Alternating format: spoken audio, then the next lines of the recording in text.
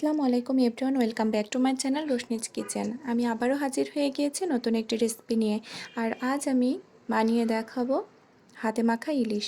আর এই ইলিশটা খুব সহজে আমি তৈরি করে ফেলি, আশা করি ভালো লাগবে।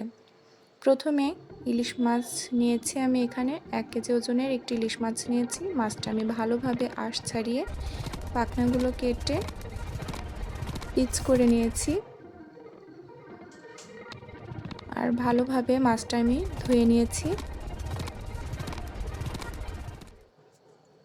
এবার মাছগুলো ভালোভাবে ধুয়ে আমি এখানে দিয়ে দেব হাফ কাপ মতো কাঁচামরিচ। কাঁচামরিচটা আমি এখানে বেশি ব্যবহার করেছি। 1 কাপ পেঁয়াজ কুচি, আপনারা চাইলে যারা ঝাল খেতে পছন্দ করে না ঝালটা কমিয়ে দিতে পারেন। দিয়ে দিচ্ছি জিরা পেস্ট 1 চামচ, পেঁয়াজের পেস্ট 2 চামচ, লবণ 2 চামচ। লবণটা আপনারা স্বাদ অনুযায়ী ব্যবহার করতে পারেন। জিরা গুঁড়ো 1 চামচ, ধনিয়া গুঁড়ো 1 চামচ, আর দিয়ে দেব কাঁচা জিরা এখানে হাফ চামচ। 1 চামচ দিয়ে দিচ্ছি মরিচের গুঁড়ো। যেহেতু আমি কাঁচা মরিচটা বেশি ব্যবহার করেছি সেহেতু মরিচের গুঁড়োটা আমি 1 চামচ দিচ্ছি। হলুদের গুঁড়ো 1 চামচ আর তেল 2 চামচ।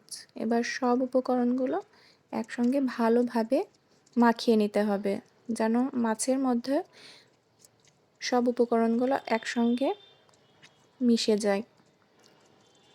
সব উপকরণগুলো যখন একসঙ্গে ভালোভাবে মেশানো হয়ে যাবে তখন আমি এর মধ্যে দিয়ে দেব 1 কাপ পানি। আর এই পানিটা আমি সামান্য পরিমাণ দিয়ে দিচ্ছি।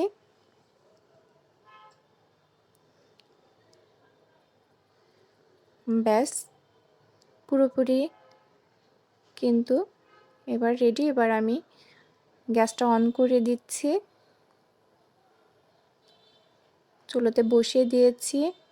এবার মাছটা কিন্তু ফুটে উঠেছে। আর এটা বেশিক্ষণ ইলিশ মাছ বেশিক্ষণ জাল দিতে হয় না, তাহলে মাছটা ভেঙে যেতে পারে। ব্যাস রেডি হয়ে গেল আমার 20 মিনিটের মধ্যে রান্না কমপ্লিট। আমি কিন্তু পাত্রে নামিয়ে নিয়েছি। আমার রেসিপিটা আপনাদের কেমন লাগলো? খুব অল্প সময়ের মধ্যে কিন্তু আপনারা এটি বানিয়ে ফেলতে পারবেন। গরম ভাতের সঙ্গে এটি অনেক দারুণ লাগে। দুপুরের ভাতের সঙ্গে, গরম ভাতের সঙ্গে অনেক ভালো লাগে। আমার রেসিপিটা আপনার যদি ভালো লেগে থাকে তাহলে প্লিজ লাইক দেবেন, কমেন্টের মাধ্যমে জানিয়ে দেবেন রেসিপিটা কেমন হয়েছে। আশা করি ভালো লাগবে। আমাদের জন্য দোয়া করবেন। আপনারা সুস্থ থাকবেন, ভালো থাকবেন। আল্লাহ হাফেজ।